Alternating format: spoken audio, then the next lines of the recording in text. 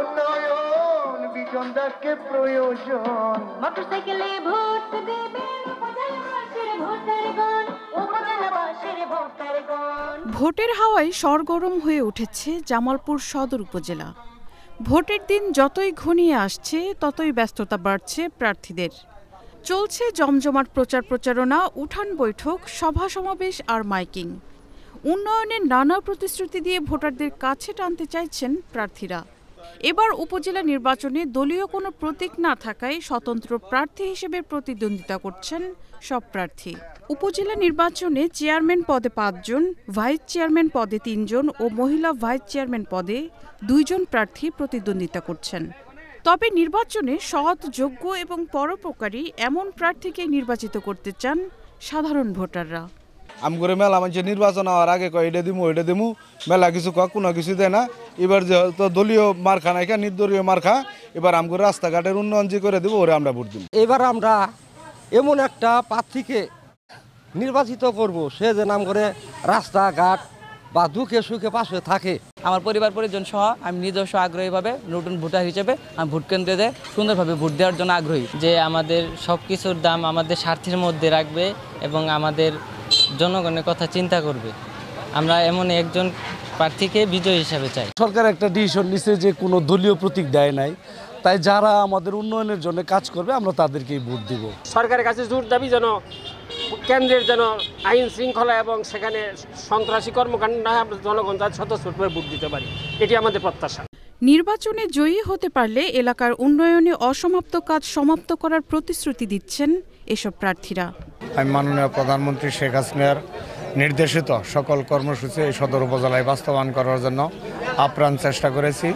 আমার দীর্ঘ বিশ্বাস এবং প্রত্যাশা সদরের সর্বস্তরের মানুষ এই নির্বাচনে আমাকে আনারস প্রতীকে ভোট দিয়ে পুনরায় উপজেলা পরিষদের চেয়ারম্যান হিসেবে নির্বাচিত করবে। জামালপুর সদরবাসীর দীর্ঘদিনের যে প্রত্যাশা, রাস্তাঘাটের উন্নয়ন, ব্রিজ, কালভার্ট, মসজিদ, মাদ্রাসা, শিক্ষা প্রতিষ্ঠান উন্নয়নের যে আকাঙ্ক্ষা রয়েছে, সেই আকাঙ্ক্ষা মাননীয় সংসদ সদস্য মহোদয়ের সাথে সম্পর্ক রেখে অগ্রাধিকার ভিত্তিতে বাস্তবায়নের মাধ্যমে জামালপুর সদরকে স্মার্ট উপজেলা হিসেবে গড়ে তোলার প্রত্যয় নিয়েই আমি এই নির্বাচনে অংশগ্রহণ করেছি। আমি যদি বিজয়ী হয়ে আসতে পারি, যে সমস্ত উন্নয়নমূলক কাজগুলি এখনো অবশিষ্ট আছে সেই কাজগুলি আমি সৎ এবং নিষ্ঠার সাথে পালন করে জননেত্রী শেখ হাসিনার হাতকে শক্তিশালী করার চেষ্টা করব। এদিকে নির্বাচনী প্রচারণায় সন্ত্রাসী কার্যক্রম চালানোর অভিযোগ করেন এক প্রার্থী। নির্বাচনের পরিবেশটা এপ্রিলে ভালো ছিল, কিন্তু মে মাসের শুরুতে একজন প্রার্থী কর্মীরা সন্ত্রাসী কাজ শুরু করে দিয়েছে।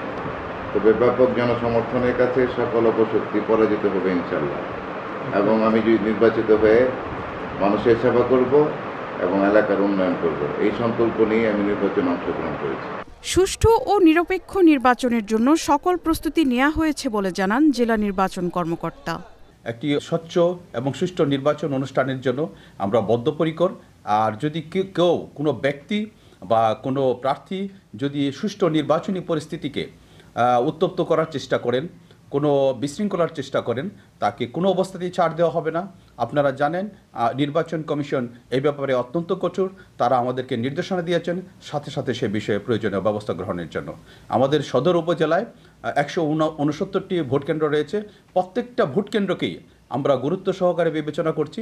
আমরা আমাদের সেইভাবেই স্ট্র্যাটেজিক প্ল্যান করছি যাতে একটি সুষ্ঠু নির্বাচন অনুষ্ঠিত হয়। একটি পৌরসভা ও 15টি ইউনিয়ন নিয়ে গঠিত জামালপুর সদর উপজেলা। আগামী 8 মে এই উপজেলায় ইভিএম এর মাধ্যমে ভোট দিবেন 5,51,455 জন voter. Marufa Kamal, channel S news desk. Bijan Kumar Chandra ভাইকে ভালোবেসে ভোট দেব মোটরসাইকেল মার্কায়।